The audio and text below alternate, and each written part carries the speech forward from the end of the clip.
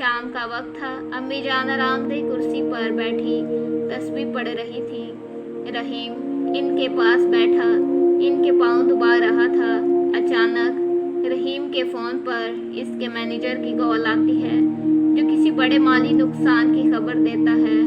ज़िंदगी हमेशा फूलों की सेज नहीं होती। अल्लाह कभी कभी अपने बंदे को आजमाता है कि क्या वो मुश्किल वक्त में भी अपने अहद पर कायम रहता है या नहीं। रहीम की एक बहुत बड़ी शिपमेंट समंदर में तूफान की वजह से ज़ाया हो गई थी, जिसका मतलब करोड़ों का नुकसान था। रहीम कॉल सुनकर थोड़ी देर के लिए खामोश ज़रूर हो जाता है, मगर इसके चेहरे पर वो पुराना गुस्सा या झुंझलाहट नहीं आती।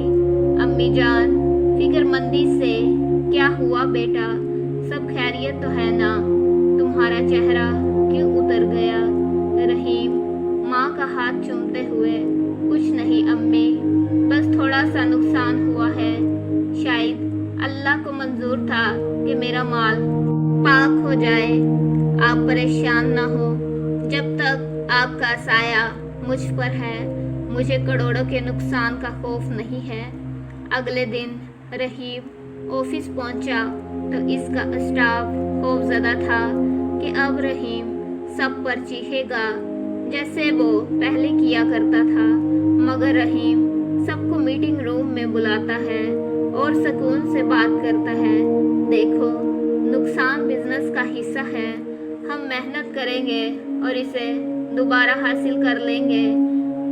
लेकिन मैं नहीं चाहता कि इस नुकसान की वजह से किसी मुलाजिम की तनख्वाह में कटौती हो या किसी के घर का चूल्हा ठंडा हो।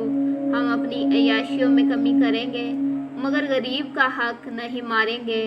मैनेजर हैरत से, सर इतना बड़ा नुकसान सहना आसान नहीं है, आप इतने पुरसकून कैसे हैं? रहीम ने जवाब दिया, क्योंकि मैंने अब सुकून चीज़ों में नहीं बल्कि रिश्तों में तलाश कर लिया है।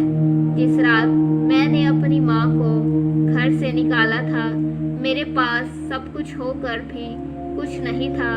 आज मेरे पास करोड़ों का नुकसान है, मगर मेरे दिल में इत्मीनान है, क्योंकि मेरी माँ मुझसे राज़ी है। रहीम की ये तब्दीली सिर्फ इसकी अपनी ज़ात तक महदूद ना रही, बल्कि पूरे हल्का अहबाब के लोगों में एक मिसाल बन गई।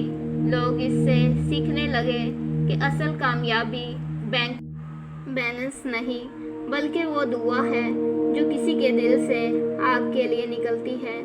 20 साल बाद रहीम अब 50 साल से ऊपर का हो चुका था। इसके बालों में चांदी झलक रही थी और चेहरे पर एक ठहराव था। वो अपने बेटे हमजा के साथ इसी पुराने बाग में बैठा था जहाँ कभी इसकी माँ बैठा करती थी। हमजा जो अब जवान था, अपने बाप की तरह एक कामयाब बिजनेसमैन बन चुका था, मगर इसके लहजे में वही पुरानी तेज़ी थी जो कभी रहीम में थी। वक्त गुजरते देर नहीं लगती। रहीम ने अपनी ज़िंदगी के बेहतरीन साल अपनी माँ की खिदमत में गुजार दिए। इनके इंतकाल को कई साल बीत चुके थे, मगर रहीम आज भी हर फैसले से पहले इनकी तस्वीर के सामने खड़ा होकर रहनुमाई मांगता था।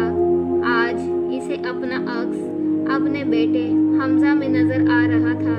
वही जोश, वही पैसा कमाने की धुन और वही थोड़ा सा तकब्बुर। हमजा गुस्से में अपना लैपटॉप बंद करके फ़ोन पर किसी मुलाजिम को झिड़क रहा था। हमजा, मुझे परवाह नहीं कि तुम्हारी क्या मजबूरी है, मुझे डेडलाइन पर काम चाहिए। अगर नहीं कर सकते तो इस्तीफ़ा दे दो। कंपनी जज्बात पर नहीं परफॉर्मेंस पर चलती है। रहीम नरमी से बोला, बेटा ज़रा ठहरो, क्या तुम्हें याद है कि इस कंपनी की बुनियाद किस चीज़ पर रखी गई थी? जी डैड, आपकी मेहनत और स्ट्रैटेजी पर।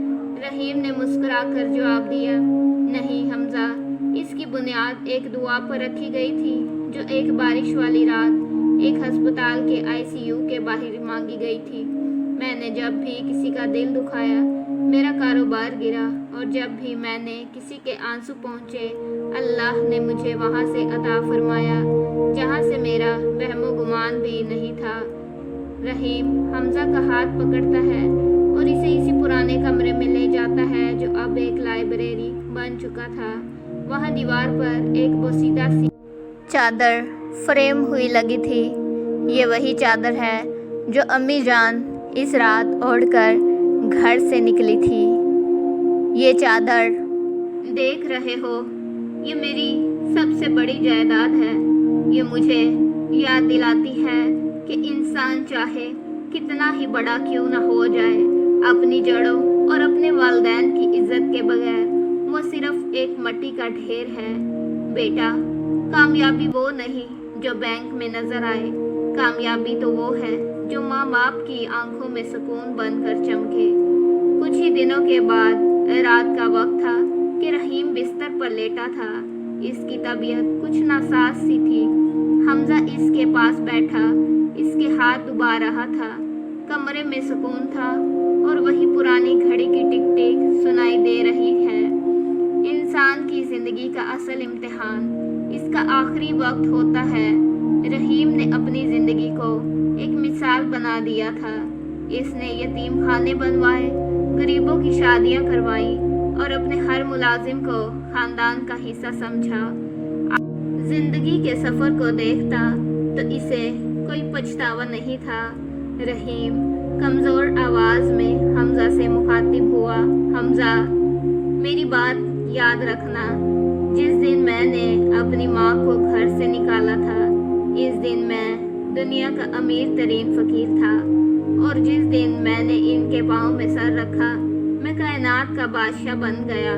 پیسہ آنی جانی چیز ہے، مگر دعا وہ واحد سکہ ہے جو مرنے کے بعد بھی تمہارے کام آئے گا۔ رحیم کی آنکھوں میں ایک چمک آ جاتی ہے، جیسے اسے سامنے اپنی ماں نظر آ رہی ہو۔